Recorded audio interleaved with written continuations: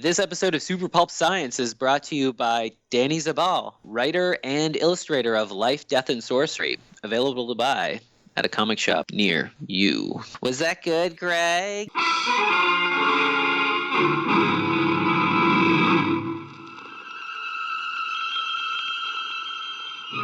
Attention, citizens! It's time for Super Pulp Science! This is Super Pulp Science, where we talk about how genre gets made. We're here with a very special guest, Danny Zabbal. Danny is an illustrator from Toronto who specializes in comics, concept art, painting, editorial illustrations, and one of my favorite stops on the web, Obsolete Heroes. Hello, Danny. Hey, man, what's up? Well, we are here also in the recording studio today with Justin Curry, who you may know from our previous episodes as the person who has to suffer with me as my co-host. So we'd like to welcome you to the show and ask you some difficult questions about what you're doing right now. Where are you? Where am I? At this moment? Yeah, right this moment. I'm sitting in a kind of a well-furnished little meeting room, nice brick walls. There's a fake plant behind me. You're in Toronto right now? I am in Toronto, yes. What's the weather like? The weather's really slushy. It's really gross, yeah. You went from 40 below yesterday to it's going to be +1 today here in Winnipeg. So. Oh, jeez. Yeah, so we're going to have slush here too. We really appreciate the slush after that -40, though. This is magical. The reason I'm making such a point of talking about where you are versus where we are is that you are our very first call-in guest.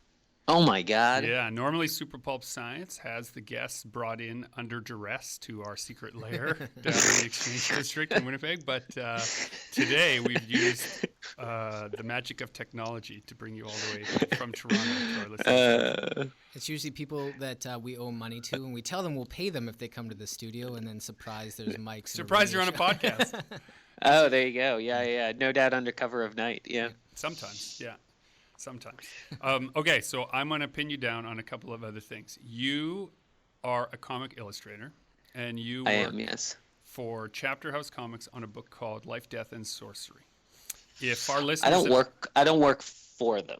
Okay, good, Work perfect. So with them. For our listeners, clarify your working arrangement and tell them a little bit about the story.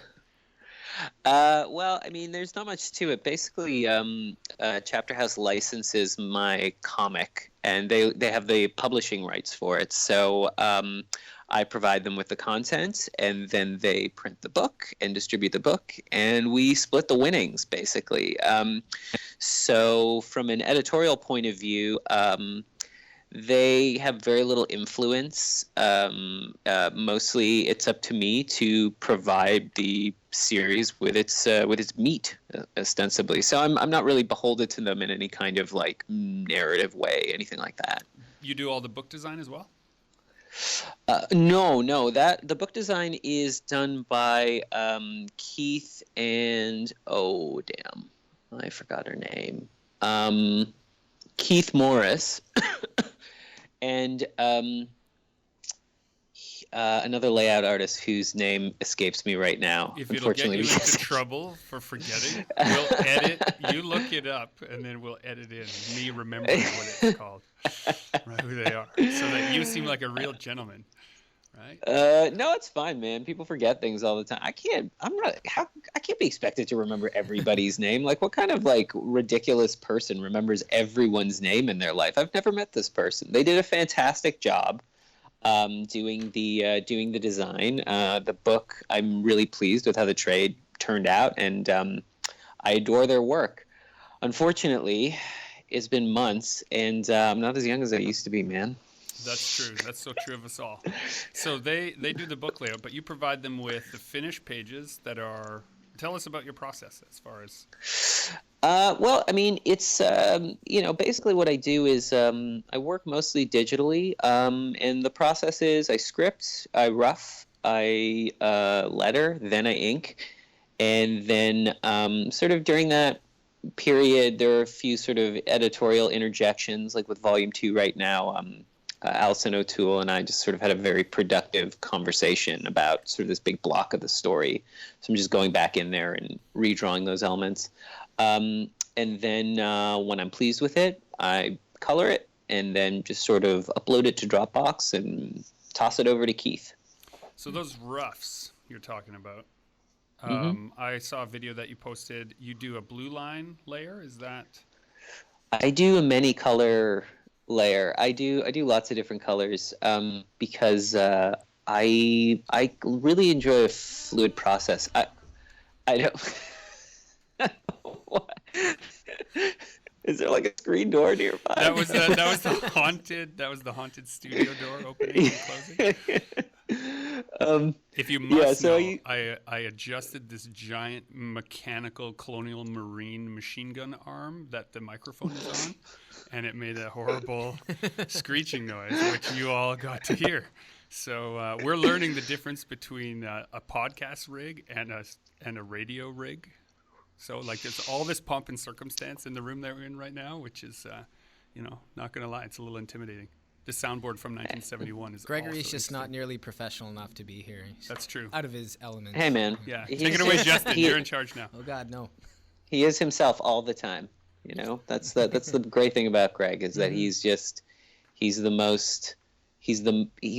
individual the only individual I've met in my life who is just himself all the time. I don't know how to encapsulate that feeling other than saying that. For that, I suppose. No, it's great. It's great. There's no standing on ceremony. There's no pretense. I love it. It's like you met me immediately and you're like, let's be friends. It was great. It was like grade 4. It was awesome. It was like grade 4. Because I was like, that kid can draw better than me, so I either have to beat him up or be his friend. That's oh, come on. All my grade 4 relationships went that way. Yeah. Oh, don't be silly. Nobody's better than anybody. Well, okay, so go ahead. Yeah, I want to finish telling you about my process here with the roughs. So what I do is I really take advantage of layers. So I have several rough layers. Usually I separated like background, one set of characters, another set of characters, and then special effects like motion lines and explosions and fire and stuff like that. And basically it's that I can manipulate everything and I can really fine tune the layout so that everything is sort of as tight and as I can just get the most amount of information out of an image as possible.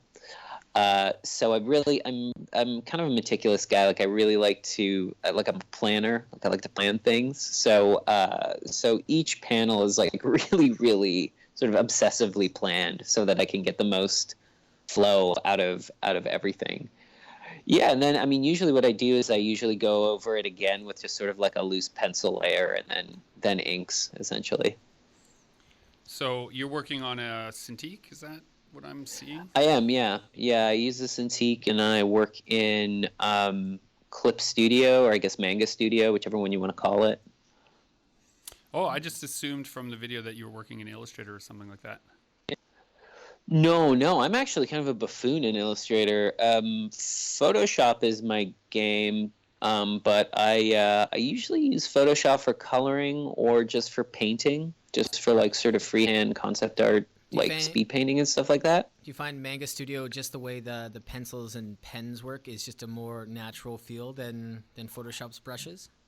I do, actually. Yeah, I do. That's what I hear a lot.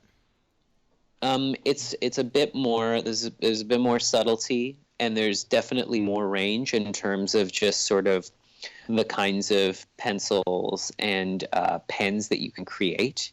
I feel like Photoshop is really kind of jack of all trades and master of none in that sense, where like the brushes are cool and they're fine, but they're really more for like a more blunt approach, which is great because you can't beat Photoshop in terms of just sort of how prolifically you can paint in it, but with Manga Studio, I feel like if it's really Manga Studio wants to be best in class for producing lines, just line work, and it really does a great job. Like I love it. I fell in love with it the moment I started using it. It was just like I couldn't believe that I was doing it the other way.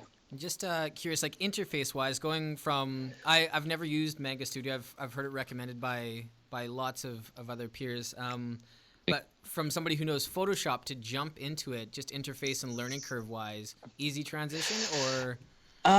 It took me a few months, but I really like learning software, and I have been around the bend enough that the way I teach myself software is a very measured, like a phased approach.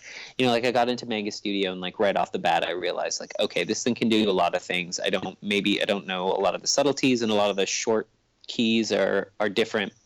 So I was like, okay, well, what does it do well now that I understand? Well, it inks really well. So what I started doing was like roughing in Photoshop, importing it into Manga Studio, and then inking over top of that. And then after a while in Manga Studio, I was like, okay, I'm going to experiment a bit more. I'm going to try and do pencils.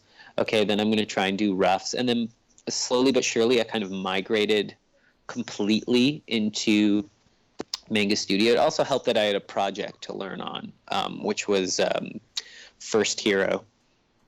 There's like a point in First Hero where it's like 75% Photoshop, and then 25% Manga Studio, and then I sort of like tip over the 50% mark, and then by the time I make it to the end, like the last issue, it's all done in Manga Studio. Okay. Can people tell, or can only you tell? Maybe people are, maybe they can tell. I don't really see a difference per se. But yeah, there's a point recently where I shifted from sort of a 70% analog, like practical approach of like actual collage to just digital collage. Like it's 70% actual and 30% digital, and it's sort of 90% digital now and maybe 10% actual in the work that I'm doing. Yeah, that's good. I mean, it's great for expediency, and you save tons of money on supplies, and plus like there's especially with a Cintiq, like if you start using a Cintiq, then you get sort of more of a tactile kind of energy from it, and so you can. There's something about having your hand on the paper that's really great. I mean, I actually don't mind another style tablet, but yeah, it's really good. I was going to ask if you found, now that you're working that so much of your process is digital, that you feel naked without all those computer components when you just want to. Oh no, it's fine. I mean, it's maybe a bit messier for me to bring certain art supplies with me, and so a lot of the time when I'm on the road or when I'm at a show and I'm doing a sketch cover, I'm using art supplies that I actually kind of don't really like using. I like using like a pot of ink and like a pen, or like a really, really nice calligraphy brush, something as precise as possible. And, a lot of like these micron like felt tip pens and stuff I find kind of restricting and sort of unpredictable in ways that I don't like. So in that sense, I don't really enjoy that. Like I wish I could just take a drafting table with me wherever I go and just set up and, drag a lamp down and then do it that way. So future you has pot of ink and drafting table on your rider for doing shows. Right? Yeah, that would be great. And like a nice quiet spot. Like preferably I'll be able to like set up a little cage around the booth with like little curtains, soundproof curtains. And people only like talk to you through a microphone? Like they can walk in, there'll just be like a rug there and some nice pictures hanging up and like maybe some warm lamplight. Oh, sort of like they're getting their fortunes told. Yeah, exactly. Except instead of a fortune, they're buying something from me. They're making your fortune instead of having it told. Exactly. Making my fortune. I was curious before. Did you get right into using a Cintiq, or did you start with a tablet doing digital art, with a Bamboo, and then upgraded? Yeah, I started with how many years ago is this? 2002. So however many years ago that is, 16 years ago, I got like a Wacom, like $100 little dinky little Wacom tablet, That and I started 4x6 practicing. blue thing. I think I had the same Yeah. one. Yeah. Yeah, That yeah. broke me of the habit of using tablets. Actually, I had one of those too, and I was like, no, never. I can't do this. You need to give it more time. It takes a long time to get used to that one. It does. I really had to find my process, and I practiced with it, and I liked it. And then really what turned me on to like actually sort of using a tablet on more of a committed basis, because I was still mostly like an art supply guy at that point, was sort of my first studio job. And then, they gave me like a giant tablet to use, and I was like, oh man, I can never go back now. This is great. So This is infrastructure so good. gave you a sense. Yeah. And I realized, when you use it enough, and like when you have a place like work where you can practice and get good on it, you don't have to worry about that upfront investment and whether or not you're going to get anything out of it. It was just a no-brainer to just blow my whole first paycheck on like a nice big juicy tablet, Hello, computer. Why comics? I don't know. I love telling stories, and I'm a visual guy. And comics just for me, comics are magical, and I get swept away in comics. And I don't really talk about this too much, but really my desire to draw comics comes from my desire to evoke that feeling in other people. My romance with comics was late at night, sitting in my little chair in my bedroom with the light on, everybody fast asleep, and me, reading some of the greats, some of the really excellent comics. That's when I fell in love with comics. I mean, I would say that I really enjoyed comics as a teenager in the most sort of garbled, messy, like just candy-eating, pear-shaped, loserish kind of way you possibly can, which is just like quarter bins and, X-Men and all this stuff, just like, give me more. Oh, quarter bins. And then, they're my favorite still. But it wasn't until I started reading more like, I don't know, I want to say like indie comics or even underground comics, Harvey Pekar stuff, or even sort of oddball things like Land of Nod. And Bone was really the one that activated a lot of sort of things inside of me. And it was all just like in this sort of intimate kind of setting. And after a while, I was just like, man, I want to do that for somebody else. I want to like provide that service to somebody else, Okay, so let me ask you. I want to ask you a question here. We're going to go into the realm of personal motivation here now. Sure. And this will seem at first like an attack, but I don't mean it this way. But I'm going to say it like the way some people think it. What gives you the right to think that you have anything to say? I don't. This is what I wrestle with, right? I say this to myself sometimes when I'm sitting down. It's like, what gives me the right to think that I have something to add to this conversation? I don't have the right, other than the basic like human rights that we're all given in this country. But like, I don't have the. I mean, all I'm trying to do is just do a thing for me, and I hope it makes somebody happy. That's all. That's it. That's my only motivation, is that I want to do it till it's done. And if somebody sees it and it inspires them to do the same thing, then mission accomplished. And my voice is just my voice. It's just who I am. I'm trying to just be as honest as possible. So I don't have the right. I don't have any kind of right.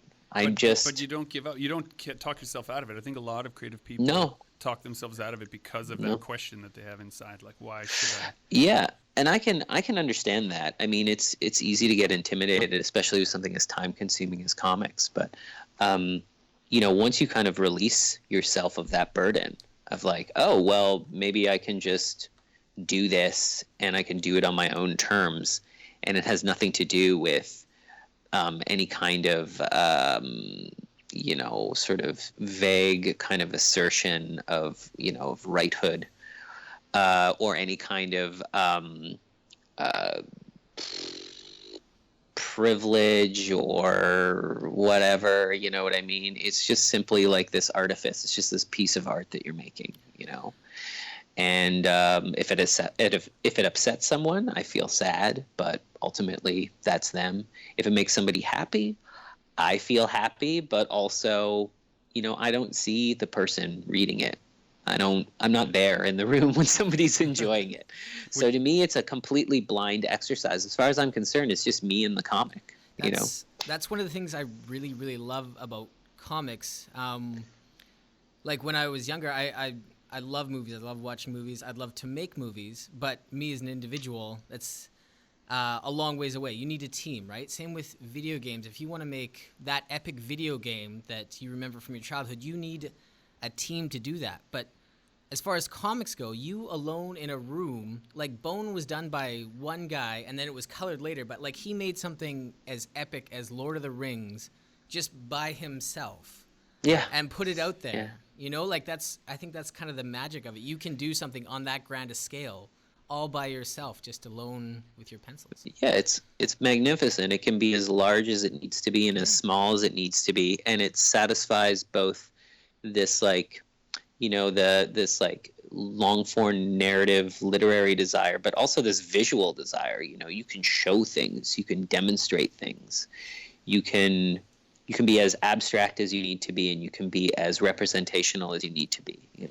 It's brilliant. It can be anything. It's great. You both talked about a team, right? That you don't need for comics, but like most people are familiar with comics as having a writer, a penciler, an inker, a letterer, a colorist. Yeah. But you do all those things yourself on your own book, don't you, Danny? Yeah, I do. Because not because I'm some kind of like weird megalomaniac or anything, but mostly because all those things are fun to me. Like I just want to do them because it's part of the challenge. And it's part of the enjoyment for me is the catharsis. When I first sort of started working with Chapter House, the first thing they did was, we'll hook you up with a colorist and we'll hook you up with a letterer. And I kind of, I saw a few kind of portfolios and they were okay. I mean, these people were generally pretty good. And then I sort of said, you know what, I'm just going to do it myself because I like it. I want to be able to sort of experiment and try things out. Maybe this works, maybe this doesn't work, and it's the process for me is really enjoyable. So on a lot of my own projects, I do all of those steps myself as well, and I find it leaves the door open for whimsy.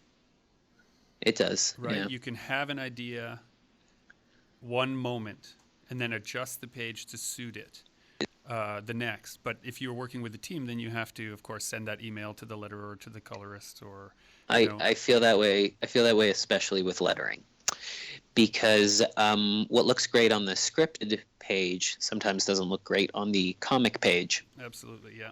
And so what you can do is you can go like, oh well, this sounds ridiculous. This character that I have sounds like some.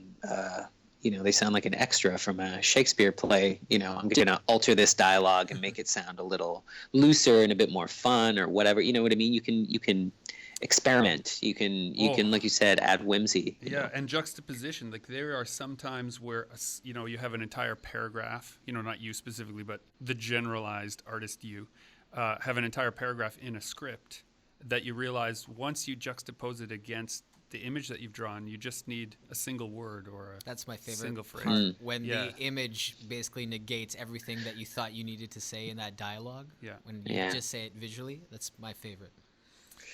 Yeah, that happened to me this morning. I was sort of drawing this sequence where a character, one of the bad guys, he kind of like wakes up. He was knocked out temporarily, and he wakes up and he notices the hero. And he said the original line was something like, "Huh?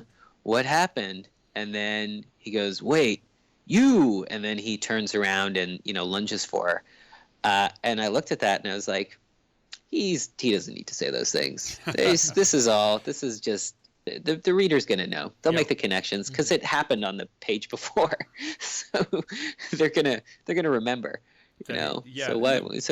And the picture is taking the place of the words in a way that makes So I've never worked with a letterer, but if you're in that situation, you send the new page of artwork and you send a revised thing where like a bunch of that is crossed off. Well, it depends on whose workflow it is. Like at the on the Marvel level, often the letterer is not every time, dear listeners, but often the letterer is the last word on that script. The writer has moved on to another thing by the time the letterer gets it. So there isn't a chance for that whimsical editing. Some writers, like Brian Michael Bendis, famously makes sure the letterer step is his last step. That's his last version, and he often edits out in his book Words for Pictures. He talks about how he takes out a lot of dialogue and a lot of things once he gets the finished art. I'll kill you, alligator man! Danny, I want to ask you about something that's been bugging me about Life, Death, and Sorcery. Sure. Yeah. Do you think you could leave some panel counts for the rest of us on your pages? All right, like a typical comic has 3 to 5, maybe 8 if you're feeling ambitious, 9 if you're Giffen at his strongest. But you have some it seems like some of your pages have as many as 22 panels on them, and I just number one, I feel totally inadequate as a comic artist, and number two, I think, how the heck didn't you just break this all up into a whole issue? I don't know. I mean, I just sometimes I want to pack the page with information. I mean, I have this theory, and it is based on nothing other than just a wild cockamamie gut instinct. But I feel like sometimes when you put more panels on a page, you condense time a lot more. So, a page with, say, 7 or 8 panels can take place over the course of minutes or even hours. But if you have a page with 22 panels on it, that is moment by moment, beat for beat, And I like things I like to ratchet up the pacing of the story, and I like things that are fast paced. So in the way that animation comes to that count, right? The more eventually, at a certain point, if you were doing that, you just need to add basically another 40 or so panels, and each of your pages would be an animation section. Yeah, well, I mean, it's more like and from like an aesthetic point of view, I like how full pages look. I think I was talking about this the other day with somebody, and we were discussing sort of the aesthetics of page layout. And she was sort of, talking to me about just sort of more kind of liberal page layout where maybe there's less panels and there's more sort of graphic design kind of panel layouts kind of, used. And I like those, and I really admire them in a lot of ways. And I find them attractive too. For me, though, what's actually really beautiful is a page that has tons of little pictures on it. And I think that comes from my eye was sort of tuned into that because when I was small, we had these French comic albums, BD, like large graphic albums. And when you read something like Tintin, right, it's not 3 rows with 3 panels sometimes. Sometimes it's 4 rows with 4 panels. Yeah, it's like so I was used to pages, right, with huge amounts of information. Yeah. Yeah, and I was used to getting that much information from my comic pages, and it's something that every once in a while doesn't sit right with me if I'm reading other work, and I think, there could be more here. I want to see this beat, I want to see this moment, I want to see this. And so my comic, because I'm the boss of my own comic, I get to just throw in as many panels as I want. So this morning I did a page with 12 panels on it. Oh, well, that's for you, that's about average, right? That's about average. For me, that's when I see a script or I've made notes to myself to do that, I move heaven and earth to avoid that. But I'll mention something that physically happens. I was rereading your stuff, and, one of the things that happens is that when the moment comes and the page turn happens and you have one of these really packed, it's usually around an action sequence, right? You have a lot of things happening. Physically, I found myself leaning into the page and engaging with it. And, we know that if you change your body language, it changes your mood, right? And so the tension of that action of having to lean in and hunch over and like really, maybe because I'm old, I have to do these actions, but really look into the page, changed my relationship with it. And it got me thinking about how I could do more panels on pages. And then I had a good night's sleep, and I woke up, and I thought, okay, I'm going to do more panels. And then I gave up on that idea. Almost immediately. Just, man, just tell stories the way it feels natural to you. There aren't any rules. And I think that's all kind of why we're doing this. I mean, secretly, when we are by ourselves and we're just drawing, and we're like, I'm really great. I get to, you ever like make a choice where you're like, God, maybe I should really put this moment in here, because that's the right thing to do. Like, that's the thing, like the little editor inside of you is saying, like, put that moment in there. Come on. And then the other part of you is like, nah. No, this is my book. I'm the boss of this page. I'll do whatever I want to do. And that's basically what it comes down to, man. It's like, you put exactly the right amount of panels on the pages that you draw, because you are you and I am me. And there it is. It'll all work out in the end. It does work, as long as you're doing the work, right? Yeah. I think that's the trick. Now, were you ever influenced by 22 panels that always work? Wally Wood's Big Spread. Are you familiar with that? No, I have no idea what that is. Amazing. Okay, because so you naturally do. Dear listeners, the first thing you should do while you're listening to this is pause and go look up Wally Wood's 22 panels that always work. And this was a guide that Mr. Wood gave to a bunch of other illustrators who were stumped on how to create dynamic angles and storytelling in what may seem like a script where nothing dynamic or interesting is happening. Right? So how to change the camera, like how to adjust the setting and the quote unquote camera to make dynamic storytelling in a less than dynamic situation. And your own compositions are extremely dynamic. And when you add that to things that are also dynamic in the action, I just find it's like quite bombastic. For a guy who's so meticulous, as you said, it feels very frenetic and very, you like jazz music in comics. That's what you are. Yeah, man, that's great. I really appreciate you saying that, actually. That's exactly the intention, is so that I'm trying to make it look easy, just as loose and wild as possible. And as far as dynamic angles, the way I do it a lot of the time is I actually make physical things and like look at them from different points of view.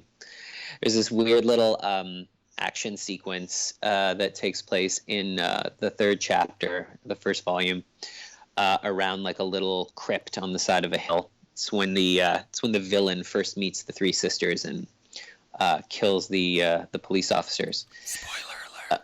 Yeah, whatever. It's fine. It's okay.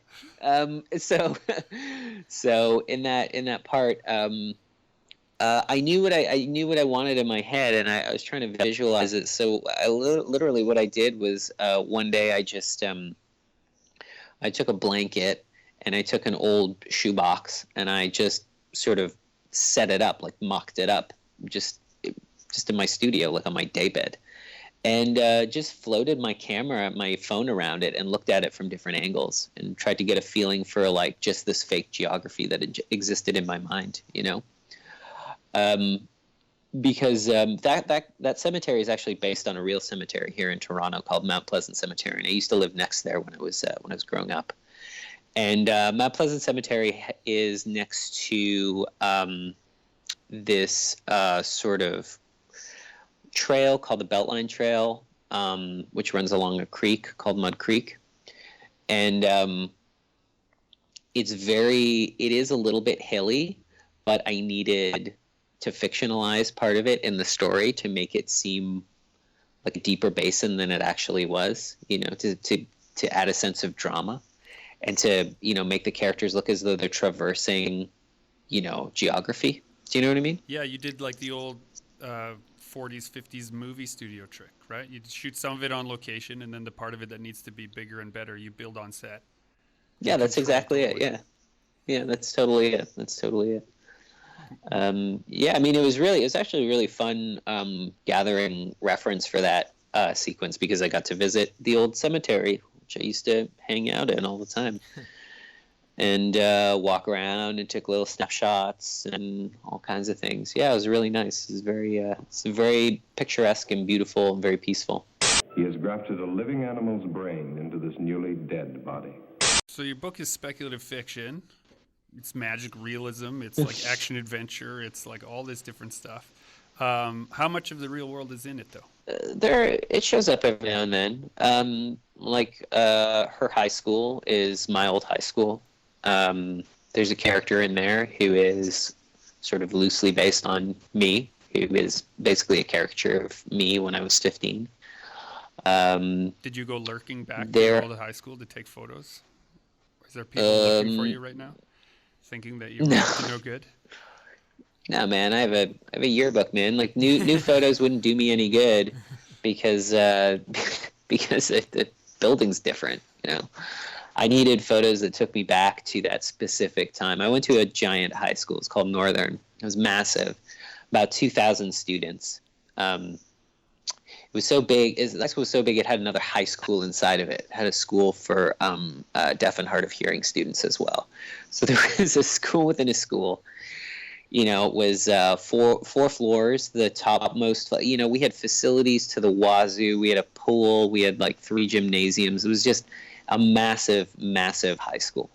It was gargantuan. And I needed to recapture that feeling of me walking to school in the morning and seeing this sea of teenagers all filtering in through what we called the South Doors. I mean, they were the doors on the south side of the school. They were the South Doors where all the cool kids hung out. A little bit of Toronto high school lore from the 90s. Yeah. I wasn't a cool kid. I didn't hang out at the South Doors. What door did you sneak in through then? I usually walked past the South Doors across the front lawn and went in through the North Doors because that's where that's kind of where the dweebs walked into the school. See, at our high school, we had there was a sort of front door, back door scenario too. And the back door was like the smoking doors. We had this smoking pad where if kids smoked, they could hang out in this.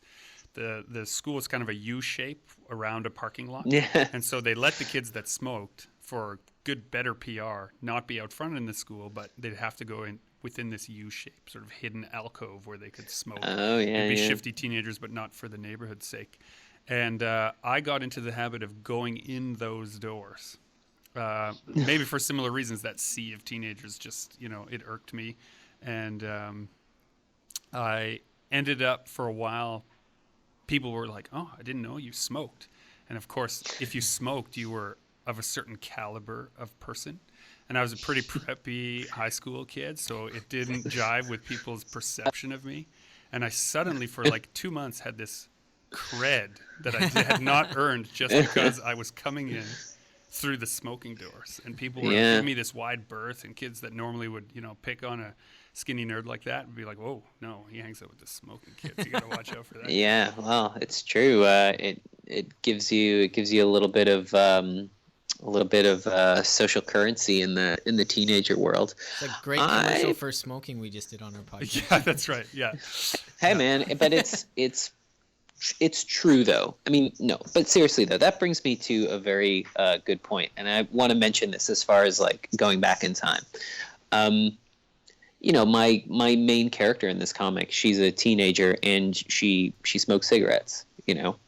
And every once in a while I get flack for that. People, it shows they'll flip through and they'll be like, I don't think I like this.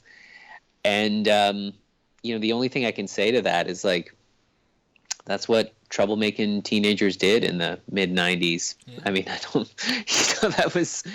that existed. That's a real thing. Kids do that. It's bad. They shouldn't. Do you think that there's a move right now? I'm feeling it in some of it in my own work, and I'm seeing it in other places too, that there's this move where the fictional worlds we create are supposed to be setting an example. I don't believe in that. No, I don't believe in it either. I don't think it should. They shouldn't always be setting an example. But do you feel more of that policing happening than it used to be? Yes, I do. Yeah. I find it to be puerile. I think it's drivel.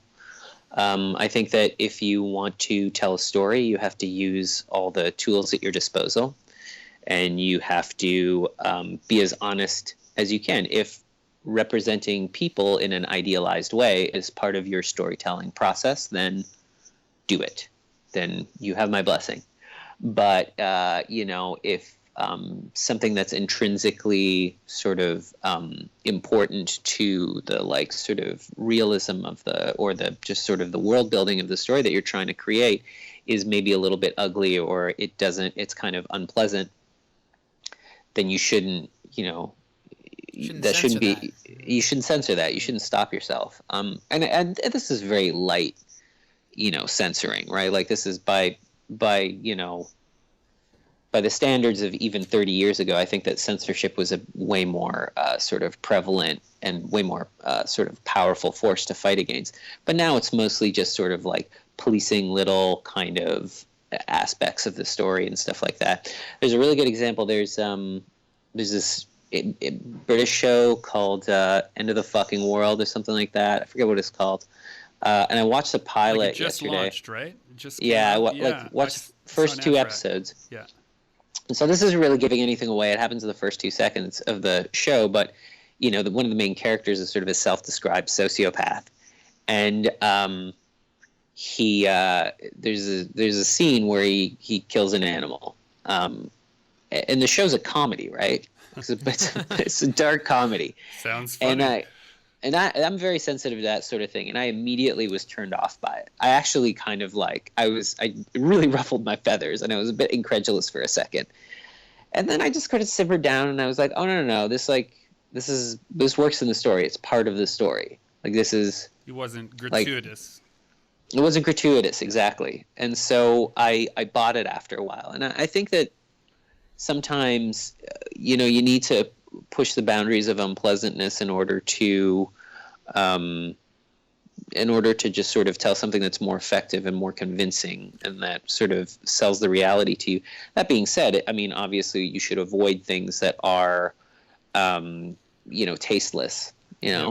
Well, we talk sometimes, I use the phrase often when I'm talking about people's work, that there's a difference between rude and nude. And we went to see Shape of Water last night, a fantastic film. But it really was a perfect example of a film that had nudity, but there was no rudeness in it at all. It was quite a beautiful love story that never felt like it was, trying to sexualize anything. It was just, it was this perfect, I don't know, I don't want to spoil the film for anybody, but it just puts right up front this idea that, people have bodies and sometimes they're naked, right? Yeah. It's definitely a sort of a thing that people need to address, especially when they're dealing with their private work. Now, as far as like corporate work is concerned, like whoever's paying the bills is making the rules. Like that's what it comes down to. You know what I mean? Like and there you go. I mean, when it comes to stuff like that, like how Rey is portrayed in a Star Wars movie or whatever, then that's up to Disney, really, and I might have my own opinions, but that's all it is. It's a product. For personal work, I think people should allow themselves to be more nuanced and to show the ugly side of things. I call it embracing the darkness, a term that I live by. Oh, you think darkness is your ally? You merely adopted the dark. You have a few projects brewing, I imagine.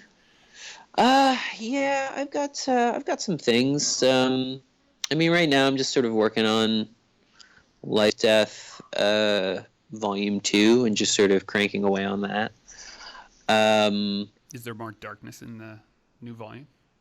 Yeah, there is. It definitely goes down into some depths, that's for sure. Is that cathartic for you?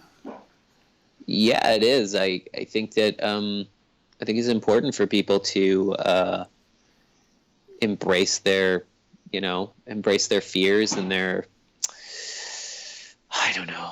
dark thoughts and things like that. There's this really horrible. Have you ever seen Star Trek V? Yes. Yeah. The weakest of the original Star Trek movies everyone knows. There's one great line in it, and there's this moment where Spock's half brother Sybok is trying to convince Kirk to enter this sort of state of nirvana and like abandon his pain and become one of his acolytes. And then Kirk rejects him. And he says, "No, I need my pain. It motivates me," or something like that. What have you done to my friends? I've done nothing. This is who they are. Didn't you know that? No, I didn't. Now learn something about yourself. No, I refuse. Jim, try to be open about this. About what? I've made the wrong choices in my life? I turned left when I should have turned right? I know what my weaknesses are. I don't need Cybok to take me on a tour of them. If you just unbend and all. And be brainwashed by this con man? I was wrong. This con man took away my pain. Damn it, Bones, you're a doctor. You know that pain and guilt can't be taken away with the wave of a magic wand. They're the things we carry with us, the things that make us who we are. If we lose them, we lose ourselves. I don't want my pain taken away. I need my pain. Even a stop clock tells the right time, twice a day. And that's one of those moments in that movie where you're like, oh man, this might be a weak movie, but that is the truth. That's its, Star Trek has its roots so much in Shakespeare, like the writers it's so obvious in what they do. And there's a scene in Macbeth when Macduff is notified that his wife and children have been killed. And he, he's just bereft. He's just overcome with grief at the moment just before the army is supposed to be marching. He's supposed to lead a bunch of bro dudes with their swords into battle. And he's crying. He's broken down. He's weeping openly. And the Prince of Cumberland is saying to him, dude, you got to man up, basically. And, you have to do this like a man. That's where the phrase, do it like a man, some people think that's where it originates, is in that play. And the part that people leave out is his response. He looks at him crying and says, "But first I must feel it as a man." Yeah. Right? And yeah, so man. He lets his feelings wash over him. He feels everything he needs to feel about that grief, and then he's able to act. He doesn't push it away. He tells him, like, in order to do what you're asking me to do, I must feel it. I can't push it into a little box. It's called embracing the darkness. I mean, other people call it processing your feelings, but I think embracing the darkness sounds better. Sounds cooler for sure. Sounds better. It looks better on a band poster anyway. Yeah. But I mean, that is the truth of it. That is what it is, and I like stories where, especially fantasy, where the wisdom is that's doled out by the old wizards and whatnot is more sort of philosophical, and it has shades of gray like that in it, and it isn't just sort of this sort of puritanical light side, dark side stuff. I find that stuff really irritates me. Actually, I find it really, really frustrating. So, there are a lot of great stories with that in it, but me personally, as somebody who likes philosophy and history, I think it's not something that I would enjoy putting in a story. well, one thing I've been enjoying is watching at the studio lately is Justin is working on putting him on the spot. Now we're going to turn this, you and I, Danny, we're going to zero in on Justin first. Oh, right? Justin. All right, so across the studio floor, he's working on two things right now. One of them is the follow-up to Quackers Wants to Fly, right? A book about a duck that just, didn't know how to fly, and some people, like some other friends of the pond. Yeah, in the exciting sequel, the owl loses his whoos, and the animals in the pond help him find his whoos. Okay, so on one side, right, that's happening. But at the same time, he's brainstorming a story about a child soldier that has lost his physical body and his brain has been removed and put into a mechanized machine soldier. That's cool. Right? So I mean, it's tragic, but that's a great idea. So let's ask Justin about his darkness. What would you tell him he should embrace? And what are the dangers of letting one darkness spill into your duck book? Well, I mean, the thing is that it's one thing to draw a big robot with a brain in it, like that. I mean, we've been there, but really what makes it a story is more about how much of that boy is in there and how much of this new body is kind of torturing him, because it's utter and complete pain. I mean, a boy, a child who never got to be a child, and a child who never got to be a child is a child who begs to be a child, who wants to be a kid, and now he's completely robbed of that. And so really the darkness comes from essentially seeing somebody's young, in pain that you can't help. It's going to be brutal. I mean, you're going to have your readers in tears. That is the plan, and yeah, I think at some point along the lines too, kind of like the whole embracing your darkness subject that we're on here. Stories that don't necessarily have good guy, bad guy, happy ending, I started to gravitate more and more towards those where, the lines are blurred. The bad guy is not necessarily all bad. He has his reasons. He's doing what he thinks is right. And the good guys aren't necessarily all good and all that. Yeah. And I just feel like that kind of storytelling is a little more real and raw, and I like that. And kind of, with this story, just thinking about it's actually something that shows up in Black Mirror in the new season as well quite a bit. The whole idea of if your mind is removed from your body, what rights does your consciousness have? So if your consciousness is duplicated into something else, and then that thing, whatever that thing is tortured or put through ordeals or what rights does that have? It's literally your intellectual property, right? Yeah, it's a clone of your consciousness, and so that whole idea, and then the subject of it's a child soldier, but it's not really a child soldier, so you don't think about it the same way, or you don't have to treat it the same way. It's like if you knew the operating system of your phone was a 6-year-old boy, right? Would that be, morally wrong to get it to do all this work for you? I would feel pretty bad about it. I don't know what I'd do. You know what? To be honest with you, I think I would just stop using my phone, and I would power it down in the hopes that was the best chance I had of putting this sad being out of its misery. So is that killing it? Did you just kill something now? I think I might have, yeah. Embrace the darkness, ladies and gentlemen. All right. Well, on that marvelous and melancholic note, I would like to thank you, Danny, for being our guest on Super Pulp Science. Thanks for having me. Yeah, and I look forward to seeing you at the next show. Is that going to be in March? Are you coming over? Yeah, we'll see you in March for sure. Yeah, absolutely. Right on, man. Yeah? You going to come out for some karaoke? I will bear witness. Now, if you'll recall, the last time you brought me out to karaoke, we exited at 2 a.m. into a crime scene. We did, yes. Right? There had been a stabbing. Dear listeners, Danny tricked me out into downtown Toronto, and he sent me this text. Hey, what are you up to? Come to this address. Oh, okay. That seems reasonable. Yeah. And he doesn't say what it is or where it is. And he says, you'll come up the stairs and there's a private room. So now I'm a little bit, both my interest is piqued, but now I'm also nervous. So I text my wife to say, I might be being tricked into a weird backroom porn situation. I don't really know these guys super well. So I just, in full disclosure, want you to know that I don't know for sure what's happening, but I'm going to check it out.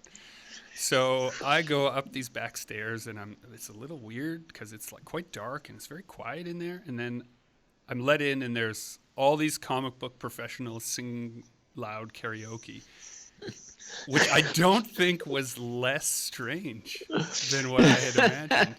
And then when the night is finally finished, we come down, and because of the backdoor nature of this club, the police did not realize that they should have blocked off that door.